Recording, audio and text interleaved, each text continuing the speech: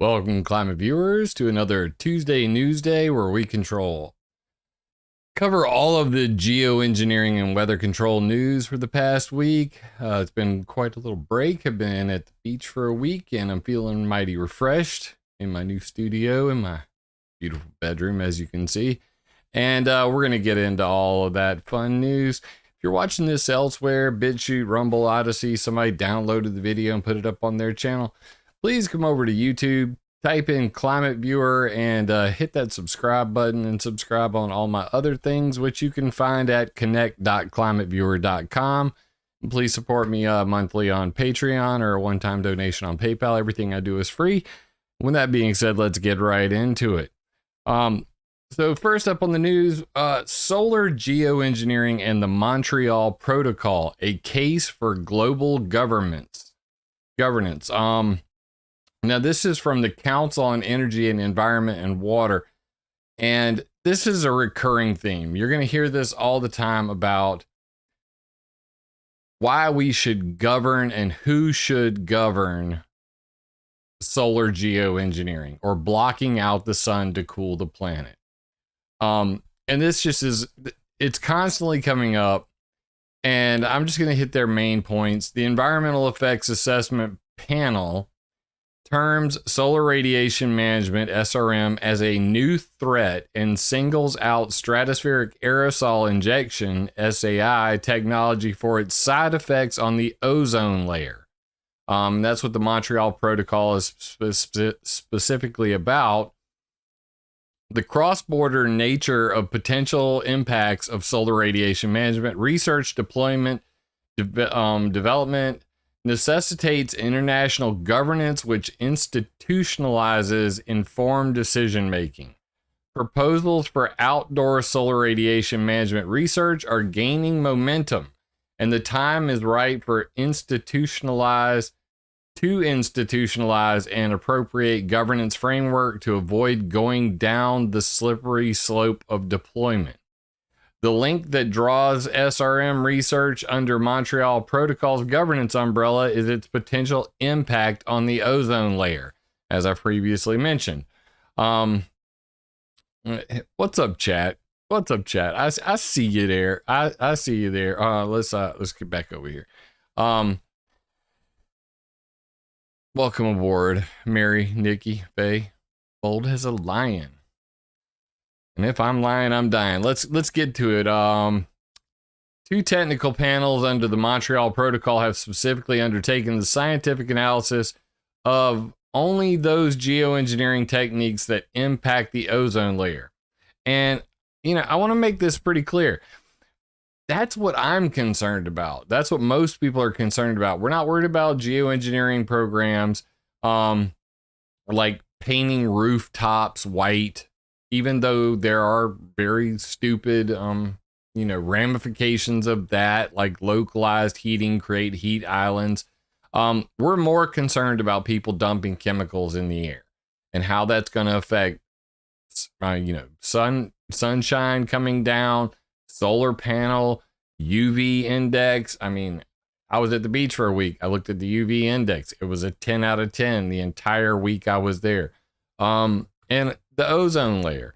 So dumping chemicals into space or into the upper atmosphere, into the stratosphere, specifically, bad idea. Hundreds of reasons why it's a bad idea. Top 20 is just enough to scare the living daylights out of anybody, yet they keep going down this path of who's going to govern, who's allowed to do outdoor experiments on solar radiation management, stratospheric aerosol injection, all of these sorts of things. Prevention must be prioritized over cure, as the science of causal attribution is especially complicated in the case of solar geoengineering techniques. The overlapping applicability of different international conventions is a real possibility, given the large unascertained impacts of SRM. Takeaway from this article: multiple times, and you can go to climateviewer.com and look at these articles, geoengineering could cause World War III. unilateral geoengineering from the Council on Foreign Relations. The idea that any one country, hell, not even country, any corporation could decide to geoengineer. In the case of ocean iron fertilization, it was the Haida Salmon Restoration Project, and George, name slipping my mind right now. But anyway, Russ George decided to dump iron into the ocean to create a phytoplankton bloom, to sequester carbon, and to, in his case, bring back the salmon that were being overfished by international fishermen. So in this case, literally an individual and a small corporation did a massive geoengineering project without asking anybody's permission. So that's why they keep going back to this global governance of geoengineering. We're going to get into another geoengineering project that's going on later on in the video. ICE 911. Did they ask permission? No. Are the locals upset? You damn right. So let's move along to the next story on our list here. Tuesday Newsday, you got to enjoy it, right? All that bad news with a smile and a grin and a joke or two, hopefully. I caught this one just off chance. You are not to blame for climate change. It's on brighteon.com. All the links are in the details of this video already, so you'll be able to follow along.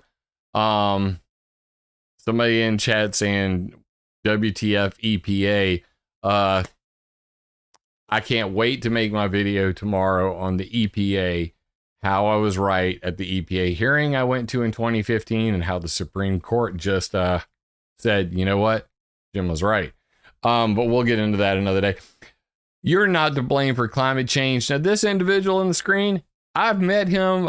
He went with me to the 21st conference on planned and inadvertent weather modification. His name is Jerry Day. He's a Emmy award-winning videographer, and he filmed all of the interviews I did with people like Raytheon, the United States Naval Research Lab, and a bunch of geoengineers and cloud seeding experts.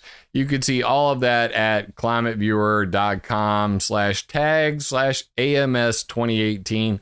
Link also in the details, and you can see where Daniel Rosenfeld from the Hebrew University at Jerusalem, William R. Cotton, who was in Project Storm Fury, Raytheon, UCAR. We're going to talk about UCAR in just a minute. Don't talk about HARP and the U.S. Naval Research Lab. Jerry was there with me. So again, shout out to Jerry Day. And he has a website, Prepare with Jerry, along with, I believe, jerryday.com. Hell of a fella. Check it out. But you are not to blame for climate change. It's not you. For sure. Don't tell me about climate change if you don't know about the climate changers. So we just mentioned UCAR, the sister company, group entity. NCAR and UCAR are both in Boulder, Colorado. And this is from NCAR, the National Corporation for Atmospheric Research, turning down the thermostat. Climate intervention using stratospheric aerosols. Now, this was actually April 2022, and obviously it slipped through my fingers, but, hey, sometimes you just got to cover it when you find it, right? Hashtag Jim was right. Oh, man, you have no idea. When I talk about this EPA hearing and the Supreme Court basically, slapping the EPA, I'm going to be doing the whoo, whoo, whoo, and all that. I might do a little deep dab or something like that, but, whatever. Anyway, so they go through all of this stuff. I'm not going to read it to you because luckily for us, there was a preview, but here is the actual entire recorded lecture. So you can see it for yourself.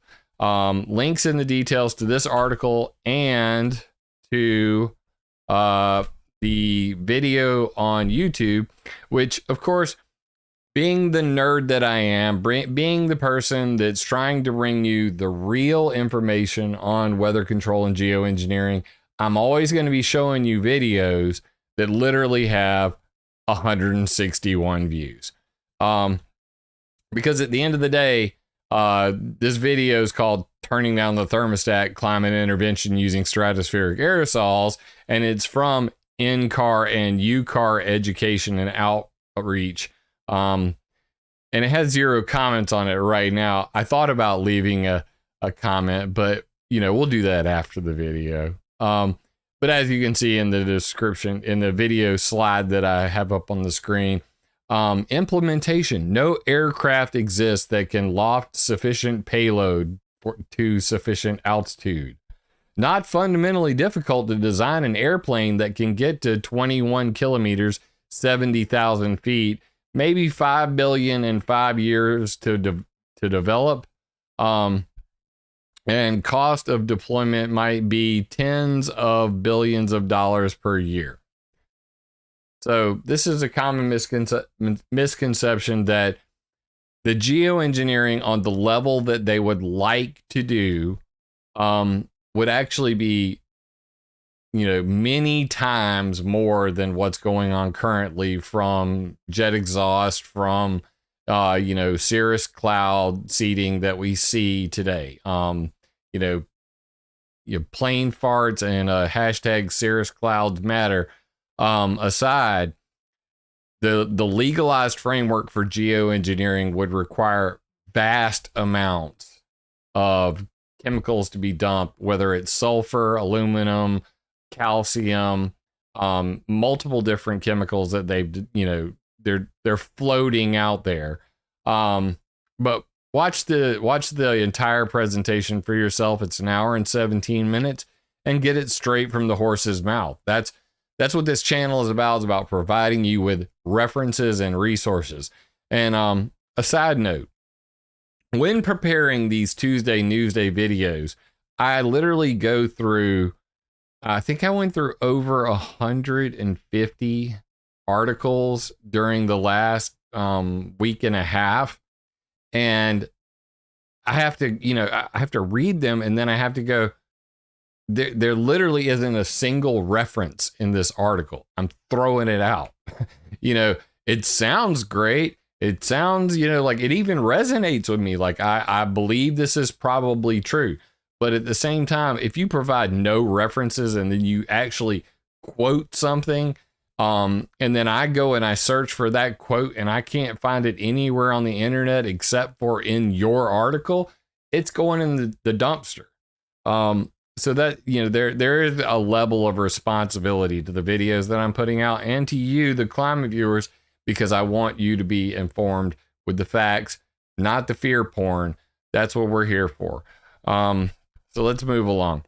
Watch the presentation. I think you'll find it interesting. Now this one, I normally don't even cover, things like this, but this was on BitChute, and of course it was, it's got an interesting name.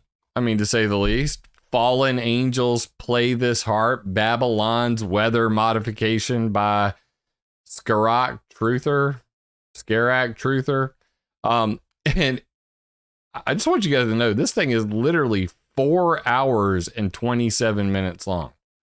Have not watched it, but while flipping through it, I saw at least 9 slides that I created. Like, this is one of the articles from weathermodificationhistory.com. Is ELF able to manipulate the weather? And, just in scrolling through this thing, I saw so much stuff that, like slides from my harp. Basically, it's not, of course, it's not going to like load as fast as it was earlier, where I was able to just like slide through it. But anyway, I was seeing a whole lot of material from ClimateViewer.com and weathermodificationhistory.com. Thought it was pretty interesting. Might be some grains of truth in there. I think that if the guy put 4 hours and 20 minutes into there's got to be at least some truth into it. So anyway, I saw this on BitChute. Links in the details. threw it in for fun. Probably got some good stuff in it. Hell, the guy referenced me. So clearly he's done a little bit of homework. And then on to everybody's favorite person,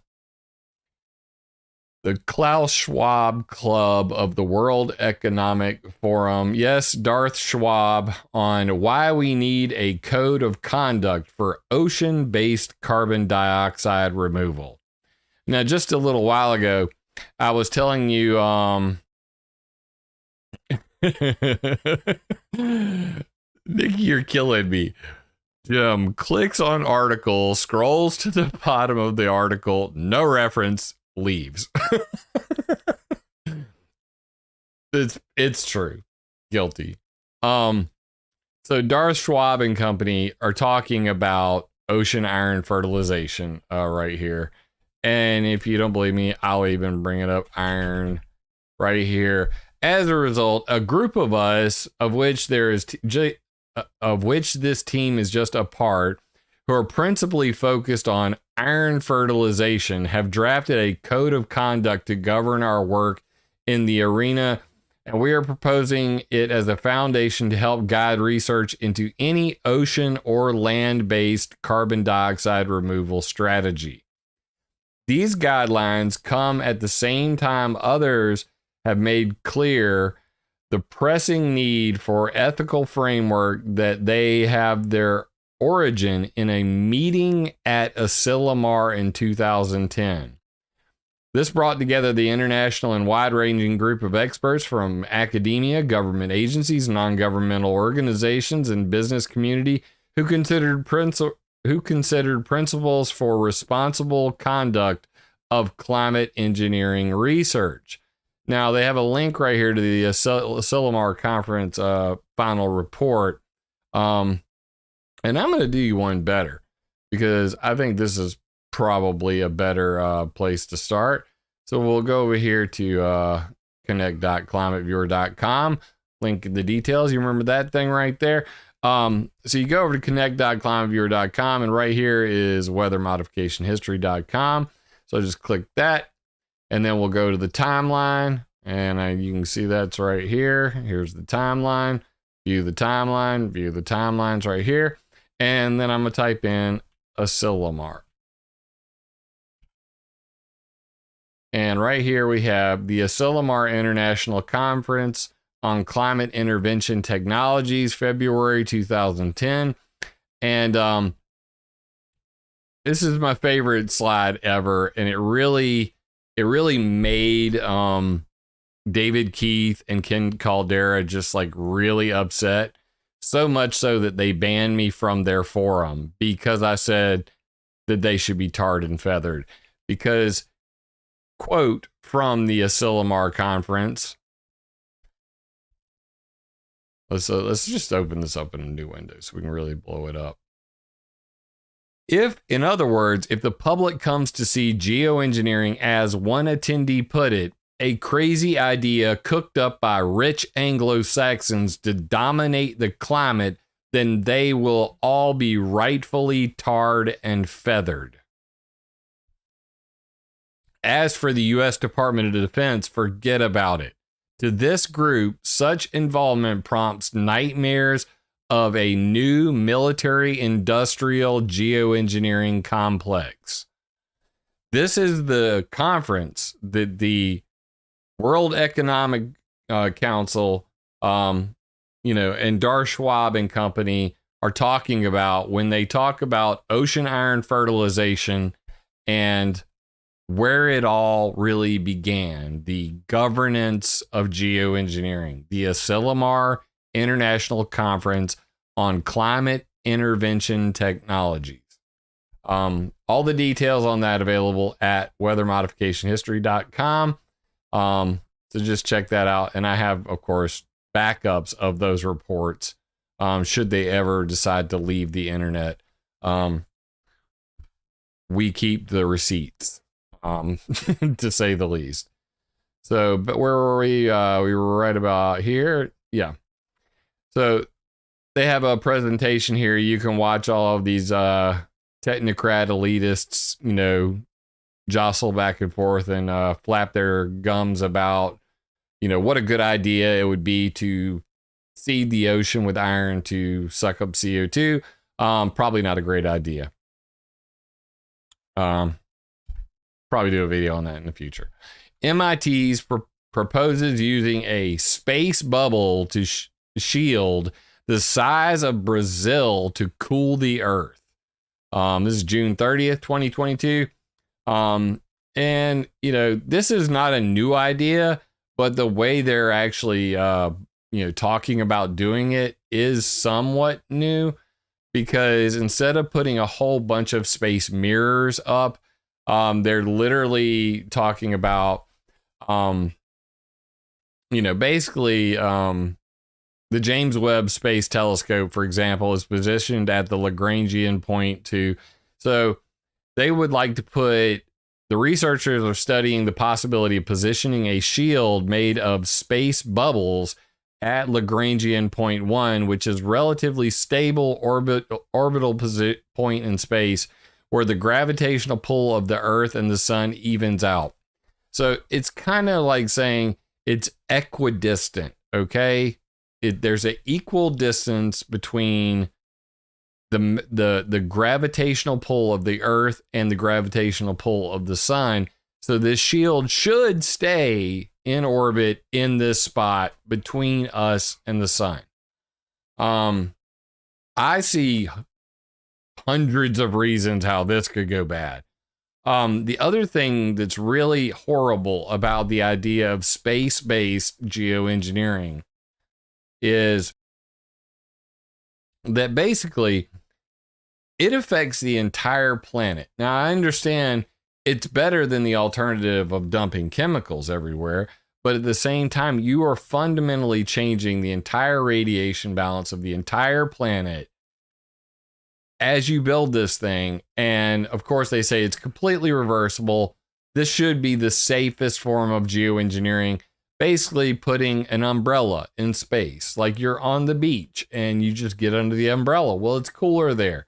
Well, how is that going to affect all the plant life, all the life on planet Earth if you decrease incoming solar radiation, decrease sunlight?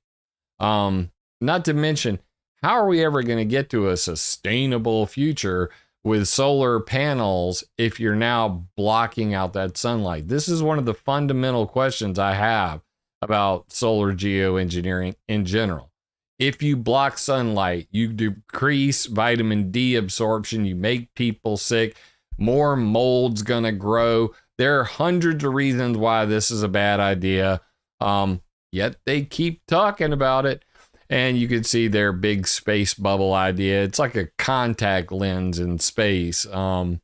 It's just really, really stupid. But anyway, this has literally been mentioned. Again, when I go through these and I do my curating, this MIT article was on literally 30 different websites have covered this.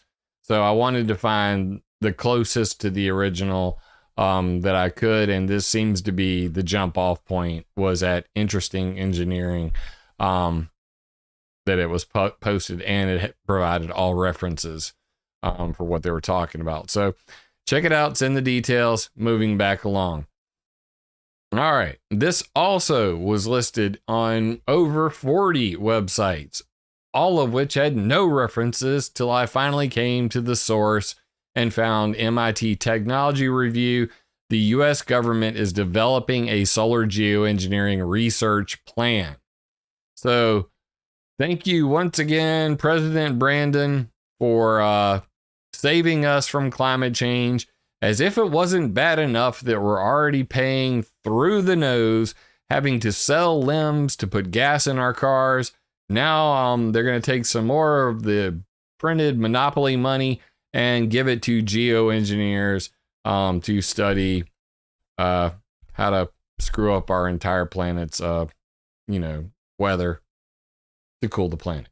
The federal effort could set the stage for more studies into the feasibility, benefits, and risks of one of the more controversial means of combating climate change, like not having a bunch of freaking globalist technocrats flying around in their private planes or international shipping, bringing us all their crap from China. And, instead of making it here in America or in your country of, wherever you live around the world, making things locally, decentralizing all of the industries as opposed to going to this global industry where the majority of the pollution that we're really talking about, it's not your fault. Like Jerry Day said, climate change is not your fault.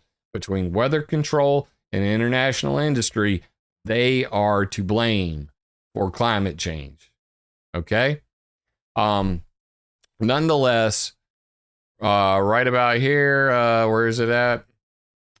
In the 2022 Federal Appropriations Act, signed by President Brandon in March, directs his Office of Science and Technology Policy to... Can I blow this up? I'm hitting the wrong key.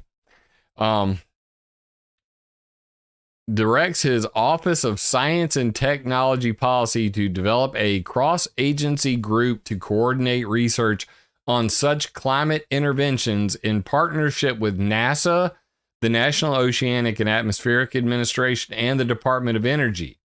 The measure calls for the group to create a research framework to provide guidance on transparency, engagement, and risk management for publicly funded work in solar geoengineering research. Specifically, it directs NOAA to support the Office of Science and Technology Policy in developing a 5-year plan that will, among other things, define research goals for the field, assess the potential hazards of such climate interventions, and evaluate the level of federal investments required to carry out the work. Geoengineering was long a taboo topic among scientists, and some argue it should remain one. There are questions about potential environmental side effects and concerns that impacts will be felt unevenly in different parts of the globe. It's not clear how the world will grapple with the tricky questions regarding global governance, including who should make the decisions about whether to deploy such powerful tools and what global average temperatures we should aim for. Some feel that geoengineering is too dangerous to ever try. I'm one of those some. Jim feels that geoengineering is too dangerous to even try or even investigate, arguing that just talking about the possibility could make the need to address the underlying causes of climate change feel less urgent, like international shipping and the aviation industry and the past 100 years of weather control and weather manipulation activities. Period. Read more about it. MIT Technology Review. Thank you, Joe Biden. I appreciate it. Let's go, Brandon. Moving along. A look at aerial and ground-based cloud seeding techniques. Industry experts demonstrate weather manipulation techniques. June 25th, 2022. Cloud seeding operations target with silver iodide to influence rainfall. Now, a lot of people, you may not be familiar with this. Most longtime climate viewers are. There's two types of cloud seeding generally. There's glaciogenic, there's orographic. Glaciogenic typically being by seeding flares attached to plains. There's cold and warm cloud seeding techniques where they basically go up and they fly these planes into the sky and dump the chemicals in there, and you can actually see the flare racks right here, and you can see then they have other flare dispensers underneath. Here's some older footage from the U.S. Department of the Interior, but some pretty cool videos on here, and that's a flare rack right there as well. Learn more about the history of geoengineering in Australia in our feature investigation, because Australia is up in arms about cloud seeding and the floods that recently happened there. A little less known is, ground-based cloud seeding generators. And these were invented by Irving P. Crick in 1949. They've massively evolved since then. They are all over the United States. Maps of them are available on ClimateViewer.org, on ClimateViewer 3D. But this is the automated high output ground seeding system, AHOGS. And this is also known as a flare tree. This one specifically, just because I know, is in San Diego, California. I recognize it. I mean, I've been doing this 13 years, so it's one of those things you just, okay, I know where that one specifically is. But that is a automated ground-based cloud seeding generator.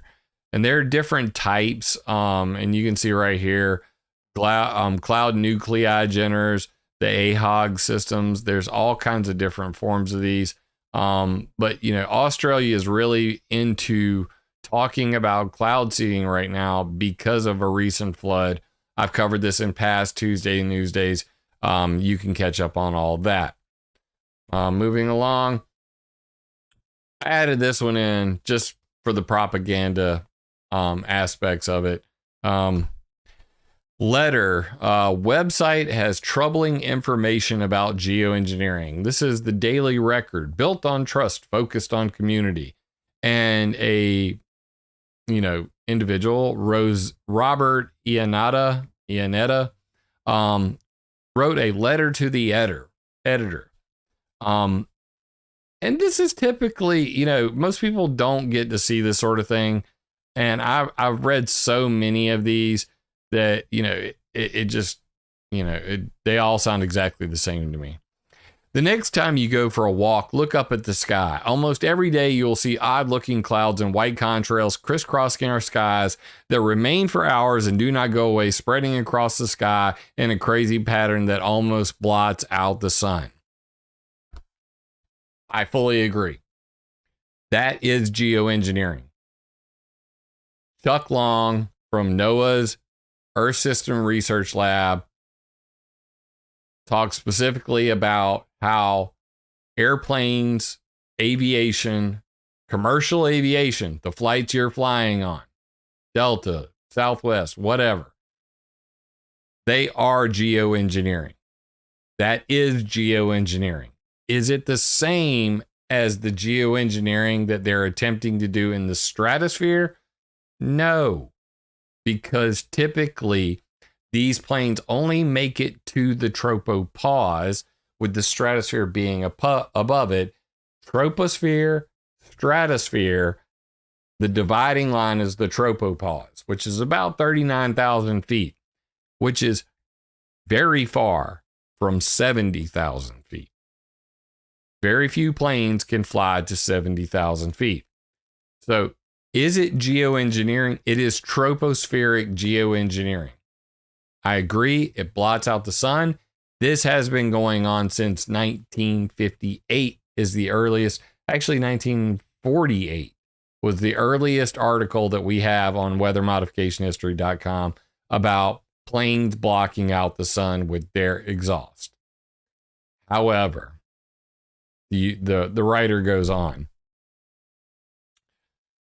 What you have witnessed is called climate control engineering.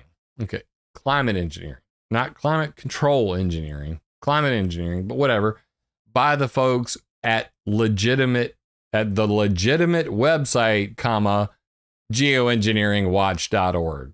I found. Come on, everybody, do it with me. Anyway, back to the article. They explain that this is an illegal program that has been going on for years now without the public's knowledge or consent. When you visit this site, you will learn much more, including the danger it poses to our health and our planet we depend on for life. According to the data and information gathered over time, they have found critical and damaging reports about the use of chemicals that are emitted into the air we breathe every day, including ones that cause asthma and bronchitis, among other respiratory ailments as well. I believe we deserve to know who or what organizations are funding or supporting this illegal program that has gone on for years without public input, knowledge, or consent. Robert Iannetta. Okay. It's just us now.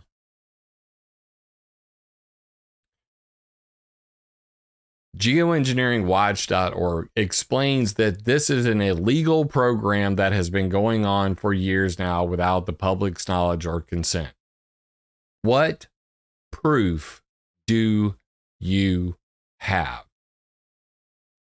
If Dane Wigington of Geoengineeringwatch.org has any proof,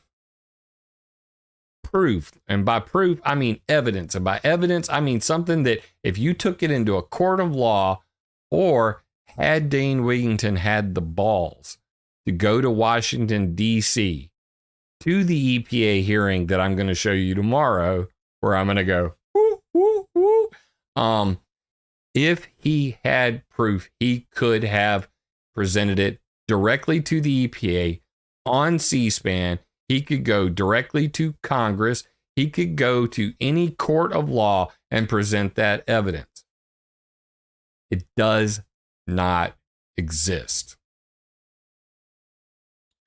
That's why the chemtrail conspiracy group, whatever you want to call it, that's why Dane doesn't use the word chemtrails. He uses geoengineering. It is geoengineering. But to say that it's an illegal program that's been going on in secret is a sleight of hand. It's a misdirection. And there is no evidence. And I'm telling you this, and it's not a popular opinion. I would much rather, get filthy rich like Dane off of just lying and showing you scary videos of chemicals coming out of the back of planes, making clouds, and say, it's the secret government, sound like Alex Jones over, and they're all poisonous and making the frogs gay and all. There is no evidence that this is an illegal secret program. Now, do I believe there's a possibility that, say, NATO could be behind something like this? Sure. Will we ever find that out in our lifetimes? Maybe. When the United States military was spraying zinc cadmium sulfide from coast to coast in the 50s as a spinoff of the Manhattan Project, a radioactive substance, we did not find out for over 50 years. So do you think that if the United States government was conducting a secret program to geoengineer using commercial aviation, that in our lifetime we will actually be able to prove that? No. So what do you do about this? You act on what you know. And I presented that at the EPA in 2015, that we know that jet fuels are filled with metals. The metals make cloud condensation nuclei, and they make clouds. Those clouds block out the sun. Those metals and chemicals rain down on us. They're all in the jet fuel. I have multiple resources that prove beyond a shadow of a doubt the amount of metals in the jet fuel, the amount of metals in the exhaust of the planes, the amount of metals in the cirrus clouds that they create. And the last missing link, if I build that ClimateViewer for your backyard, is the rainwater samples that we will collect to prove that they're all coming from the same location. That is the kind of evidence that's necessary to make claims that there is a program going on. But even then, how do you prove that there is a geoengineering conspiracy from the aviation industry using commercial aviation without actually finding the smoking gun, like they did with Operation Popeye? when Jack Anderson found a note on President Lyndon Johnson's desk that said, keep doing weather warfare in Vietnam. Without that piece of paper, we would never even know about Nixon's Watergate in Vietnam. Okay? That's the crux of the problem here. And as long as people continue to just blindly, gobble up information that, it's fear porn. It's just fear porn. I think I've said enough about this, but I've seen hundreds of these articles written to, major websites. And of course, they just basically drop a link to geoengineeringwatch.org, say there's a bunch of scary information there, and that they should be ashamed of themselves for not telling the truth. And that's not helping anybody. Certainly not helping our cause. Education will. Because the reality of this situation is the nightmare politics and sticky science of hacking the climate. Spraying aerosols and sucking carbon from the air will lower temperatures, but beware the unintended consequences. July 2nd, 2022 on motherjones.com.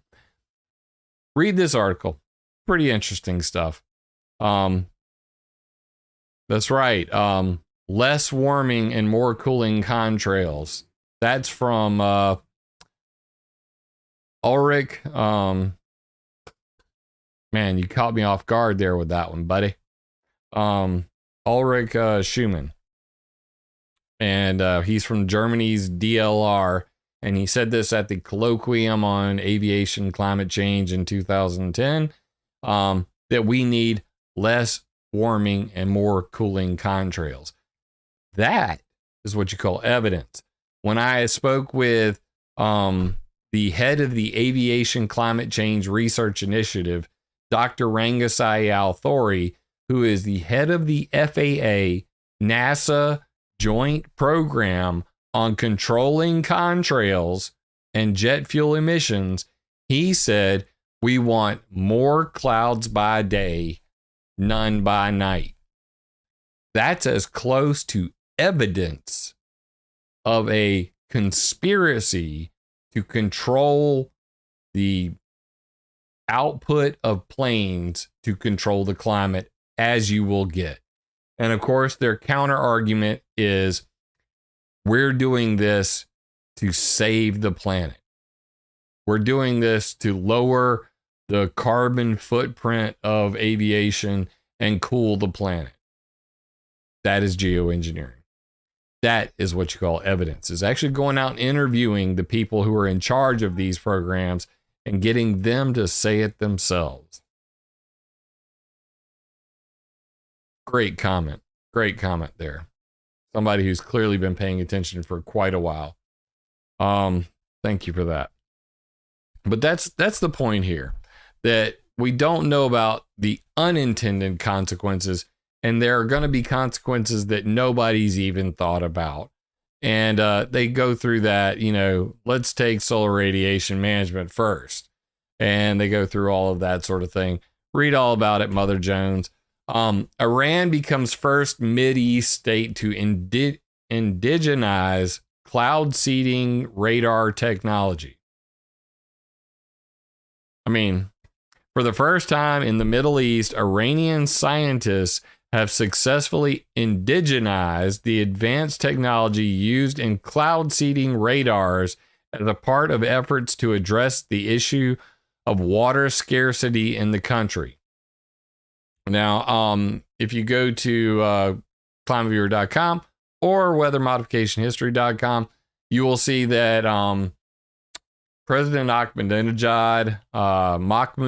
Ahmadinejad in 2010 and 2011 claimed that Europe was stealing Iran's rain. And in 2018, Brigadier General from Iran said that Israel and other surrounding countries were stealing their clouds. They accused them of cloud theft. So as a result, June 29, 2022, Iran has now come up with their own cloud seeding radar technology and will be using it for weather control in their own country, along with other states in the Middle East and those in North Africa. Iran, a semi-arid country, is heading fast towards severe water shortages. And of course, weapon of last resort, control the weather. And this is what we keep talking about. This is climate change. You can't spin it any other way. The Nome Nugget, Alaska's oldest newspaper, posted an article. A reckless Arctic geoengineering project draws local criticism. Now, I've told you many times about the ETC group, who runs geoengineeringmonitor.org, geoengineeringmonitor.org. And they've talked multiple times about the Arctic Ice Project, the geoengineering group that's raising money inside for a scheme to slow climate change by sprinkling tiny sunlight reflecting beads of silica beads over sea ice.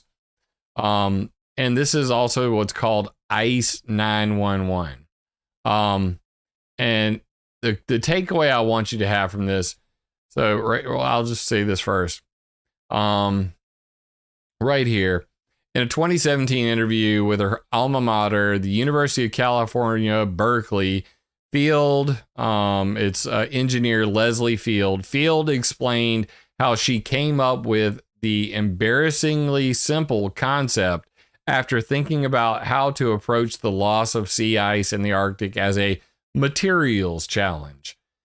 She deployed her concept at a field test site, including one in, I can't pronounce that, Utquigavik. I don't do Swedish or any of those Scandinavian tongues. The Ice 911 team released 45,000 square feet of material on a section of North Meadow Lake in May 2017 in one of its biggest tests. And those tests came as a surprise to the Pangawi,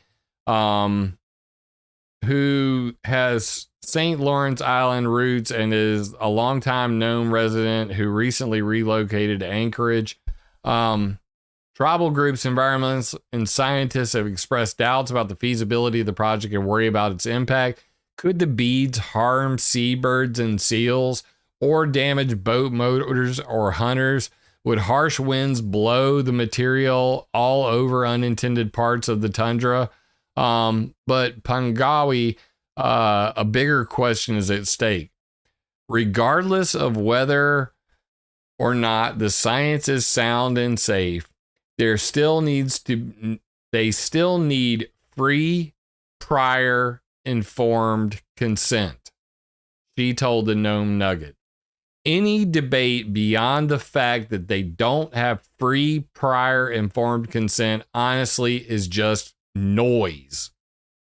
And I have told you that in my solution. My solution is called the Environmental Modification Accountability Act. It is available at climateviewer.com/nmod. And the Environmental Modification Convention came as a result of weather warfare in Vietnam and banned weather warfare technologies, but it did not go far enough because it did not come up with any way to catch anybody doing anything nefarious. And I want to take it a step further. I want to say anybody doing weather modification technologies, anybody doing geoengineering, outdoor field experiments, as they like to call them, like this Ice 911 project, they must give a minimum of a 48-hour notice before cloud seeding, probably 6 months to a year notice before trying any outdoor large-scale geoengineering tests, so that they have informed consent from the public. The public knows before you screw with the weather, before you screw with the global climate with geoengineering technologies. So trust but verify, tell us before you do it, and then a bunch of censors to catch everybody who did not tell us with some stiff penalties to boot. This is what this is all about, and that's what they're talking about. Any debate beyond the fact that they don't have free, prior, and informed consent, honestly, is just noise. And that's what I've been reporting on this entire video, is noise. Are any of the people in any of these situations, whether it's cloud seeding, whether it's geoengineering, are they asking any of us, the people who live under these skies, under all of these experiments going on, what do you think about it? Do you think it should stop? Should we knock it the hell off? You don't get a say. Despite all of the talk out there, you really have no say in this matter. That needs to change. If you want to care about any of these topics, grab your climate change flag, march around and say, I care about climate change, and here's why. Because you assholes are changing the climate, and I don't like it. And I really don't like your solutions to the past climate changes. You can't fix a problem with the same mentality that got you into it. It's just pure stupidity. So that brings us to I believe our last one. No, we got one more before our last one. Oh, wouldn't you know, climate brief. Climate change targets achievable by keeping the global emissions to COOF levels. So, once again, the COOF level decline as a roadmap for how to make people behave. And as they say, key points: relative CO2 emissions drop more between 2019 and 2020 than any other time in recorded modern history. Why? Because of lockdowns. And you may have heard about climate lockdowns. I have read many articles about this. It gets scarier every single day. Every single day. So keep that in mind. The drop in emissions was driven by COOF containment measures like lockdowns, restricted production, and travel. And we also saw much less clouds during the late 2019 through 2021, late 2021, because people weren't flying. So yeah, there was a big change in the climate, and it was largely driven by lockdowns. So what can we do to save the planet aside from geoengineering? Control human behavior. Noise, people. Noise. Heavy rain on Dubai, Al Ain Road, more rain and cloud seeding expected this week across the country.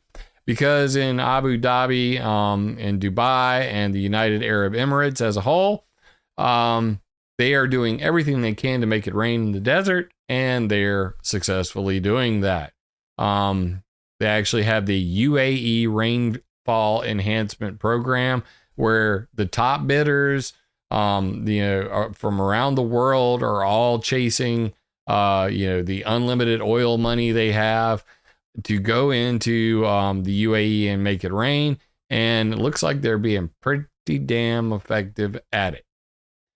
So there you go. UAE news. It's raining cats and dogs in the desert. 3 years ago when this all started, I said, I don't think it's probably going to work.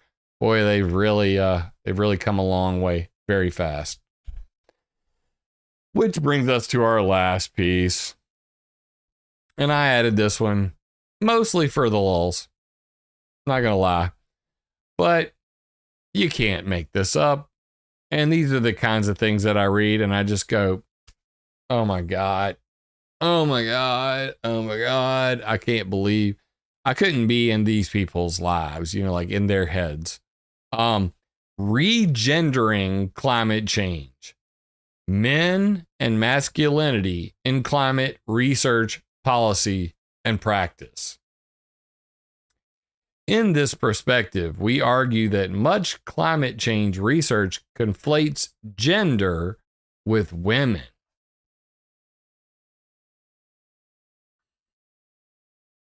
Collective sigh. Collective sigh, everybody.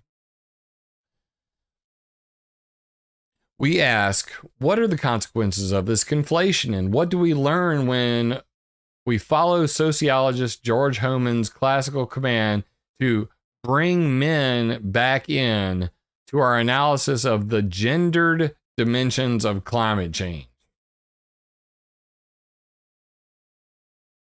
What?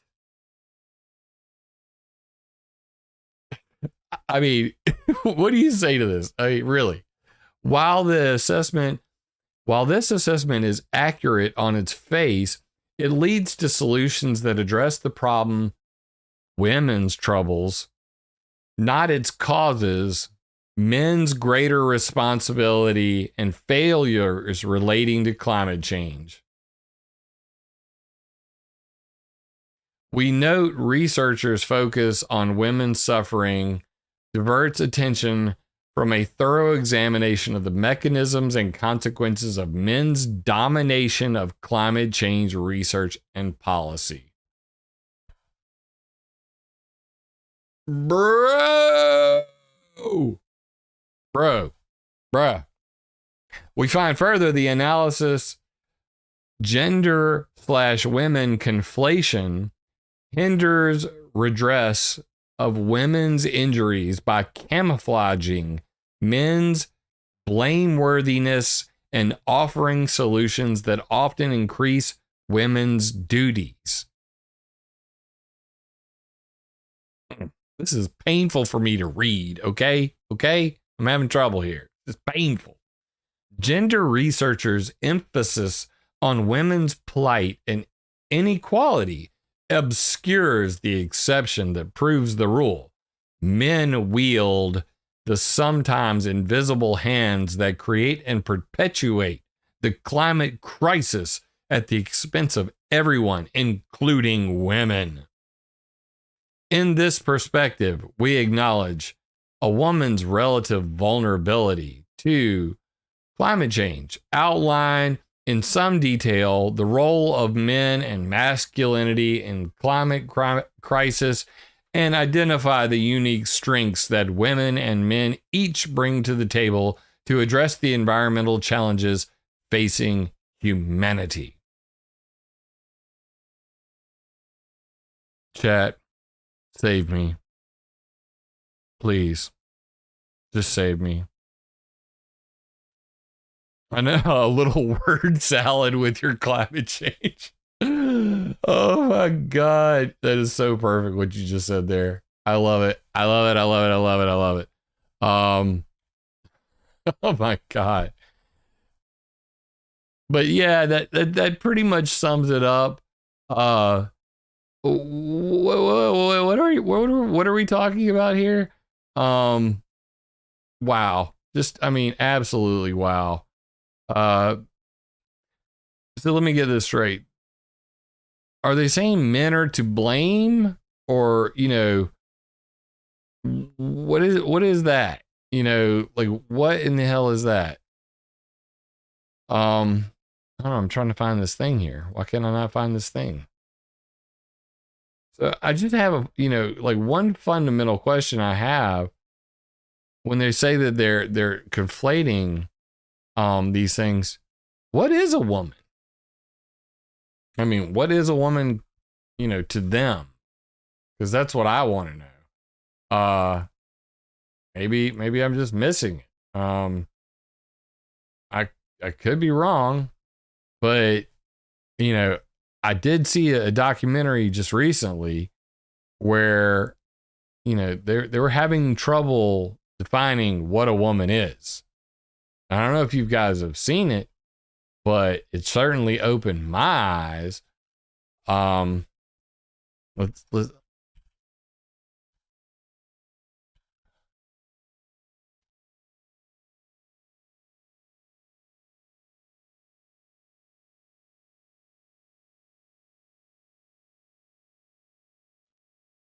Here we go.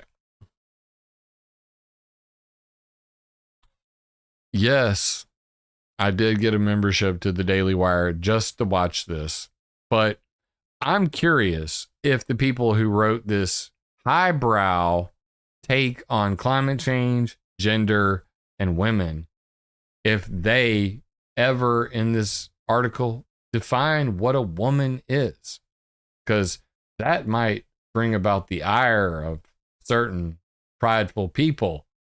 But okay, we'll go with it. Needless to say, you really want to delve deeply into this whole gender problem. Matt Walsh's "What is a Woman" is an eye opener. For me, it blew my freaking mind. Back to this shenanigan, and then we're going to sum this up very quickly because I want to end this video. We're running up on we're at an hour right now, and that's pretty much my limit. And that's most people's limitation on their ability to deal with, this kind of topic anyway. Gender means women and men. If you do an internet search for gender and climate change, generates almost exclusively links to research on women and climate change. The men are missing. In this perspective, we ask, what accounts for the conflation of gender and women in climate change research, and what are the implications of the primary focus on women? One answer to the gender equals woman assumption flows from the feminist scholarship. And they go deeply into that sort of thing. Now, I have read this whole thing, but I'm not going to read it all to you. I'm just going to bring up the main points, and we'll hop side to side. Bringing women in. They go through that, have a little discussion. Great titles here. Men, Masculinity, and the Causes of Climate Change. It's just, you can't make this stuff up. Bringing men into the conversation. How that happened. Men, Masculinity, and the Comprehension of Climate Change. Men, Masculinity, and the Control of Climate Change. Okay? And then you have this interesting little part right here. And I thought this was great. Most geoengineers are men. Starting right here. Page 3. It's only 5 pages long. You guys should read it. It's pretty funny, but it's also interesting. It's interesting and funny. Geoengineering? Geoengineering? I don't know. I don't want to come up with geoengineering. I don't know. Maybe I'll make a t-shirt about it. Most geoengineers are men, and many are associated with U.S. national laboratories engaged in military research. This association is especially clear in the case of solar radiation management projects, which follow a long history of military scientific interest in controlling weather and environment, e.g., DDT to fight malaria during World War II, cloud seeding and defoliation chemicals during Vietnam War. Most critics of geoengineering express misgivings about its effectiveness, unintended consequences, and diversion from the need to reduce CO2 and other greenhouse gas emissions. Despite geoengineers' acknowledgement that geoengineering could not be a replacement for reducing emissions, geoengineering is emblematic of approaches to climate change that do not only preserve carbon emissions status quo and are themselves large-scale, resource-intense technologies. Buck 2021 concludes that even if geoengineering could offset carbon emissions, net zero is not enough, and instead, political and scientific effort should be directed towards ending the use of fossil fuels. Thank you, President Brandon, on that one. You're doing a fine job of ending fossil fuels, at least ending the ability for my wallet to afford them. Anyway, other critics argue that risks of geoengineering constitute a potential fate worse than warming, suggesting that geoengineers are exemplars of the research literature linking risk-taking to masculine cultures and lifestyles. In this perspective, we argued that conflating women and gender defines climate change as a woman's problem and masks the role of men in causing, comprehending, controlling the climate. The result is to offer solutions to help women, e.g., better shelters, healthcare, small loans, and de-emphasize men's responsibility for causing and failing to effectively address climate change. The focus on women diverts attention from the male-dominated institutions, such as the United Nations and governmental bodies are doing, or not, to address the most immediate and long-term challenge facing humanity.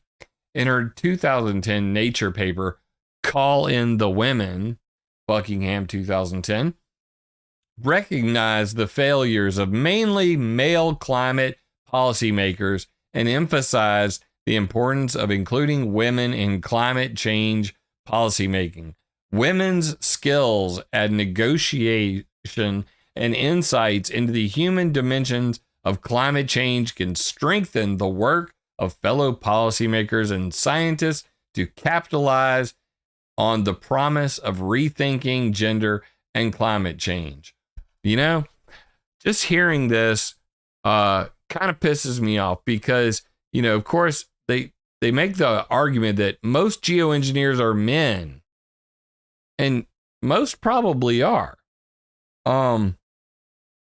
But there's one woman in particular that just comes to mind as we're talking about this, and I just kind of have to bring this up because I think it's kind of important. What about this? How about this little nugget right here? U.S. Navy creates and destroys clouds using carbon black dust. 1958. Wait, is that a woman that did it? That is Dr. Florence Van Straten. Florence. Flojo. Van Straten. Florence Van Straten. We dropped carbon black suspended in a liquid over a track a mile long and produced a solid line of clouds 1 mile long. Dr. Van Straten told a reporter, when we dropped 1.5 pound dry packages of carbon black, we produced single clouds with each drop. The Navy team seeded 7 clouds with carbon and dissipated each of them in from 2.5 to 20 minutes. Each cloud turned gray and then rapidly disappeared, Dr. Van Straten said. Aside from the cost of the airplanes, we spent less than $5 on the experiments in Georgia. This is what you call evidence. This is a female, and yes, I use the term female, a Nazi. This is a female who worked for the Navy, who was creating clouds in 1958. So, exactly, chat. How dare you say that it's just men that are doing all this weather controlling? How dare you? Oh, wait, they used another term back then. Oh, they don't use this one. Lady meteorologist toys with clouds to sink tranquilizer for bad storms. Lady meteorologist.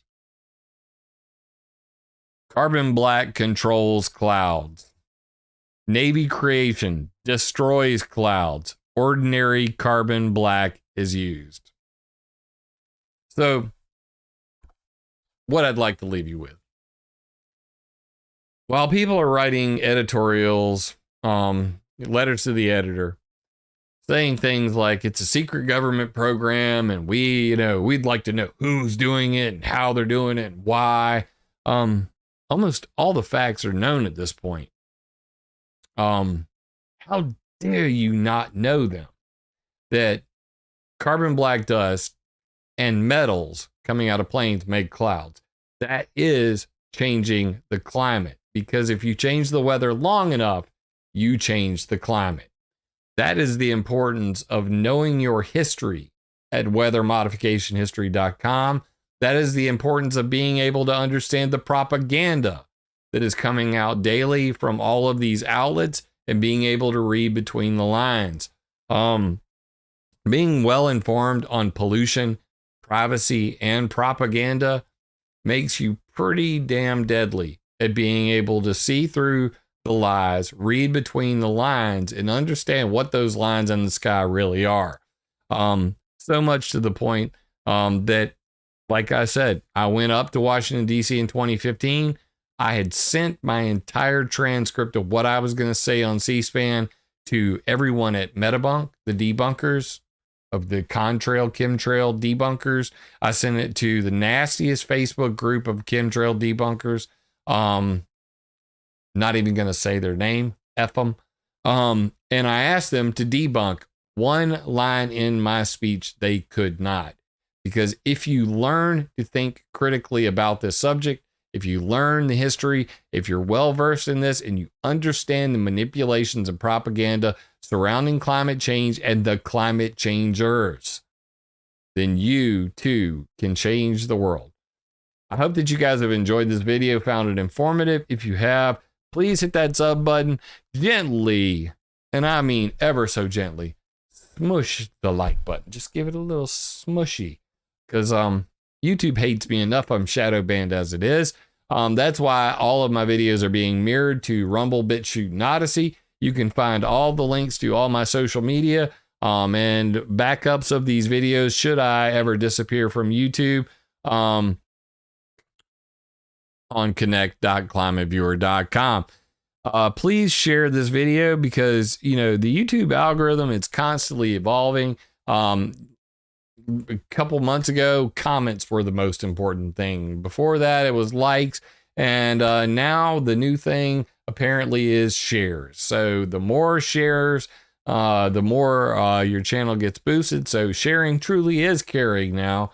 Share this video with your friends, your family, strangers, in very weird ways. Find forums, just post it around. Give that like button a gentle smushy.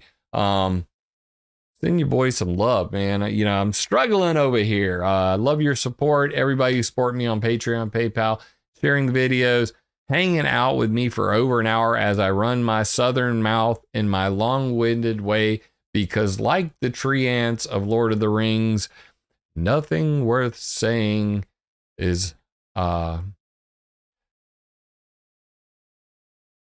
worth saying unless it takes a long time to say it. So that being said, I appreciate everybody in chat. You guys got me all in stitches. I keep looking over here at my other monitor and I'm distracted by the chat. So you guys, you give me hell, you crack me up. I love you, mean it. And I'll definitely catch you on the next one. One more mention for that one, the Environmental Modification Accountability Act. If you go to my YouTube channel, also there's a must-see TV section, which has all of my presentations, PowerPoint presentations I've done, and a specific presentation about the Environmental Modification Accountability Act. Please watch it. Tell me where I can improve on it. I do hope to get this in front of policymakers in the future, get it implemented at the United Nations, and then get it implemented locally in the United States, and then get it even more local down to the state and even city level, because we do need accountability and transparency in the world of climate engineering, climate intervention, geoengineering, weather control, and all the wacky things in between. Catch you on the flip side. With information comes power, and with power comes great responsibility. So please use the information I provide on all three of my websites and these updates via video to attack ideas, not people. Catch you Thursday for Throwback Thursday, and we're going to do the live chat on Friday. But there will be a special video tomorrow on the EPA and the Supreme Court telling me I was so right back in 2015. Love you, mean it. See you on the next one.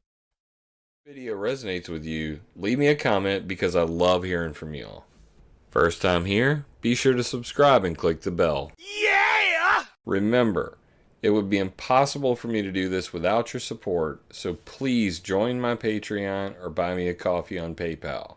And always, attack ideas, not people.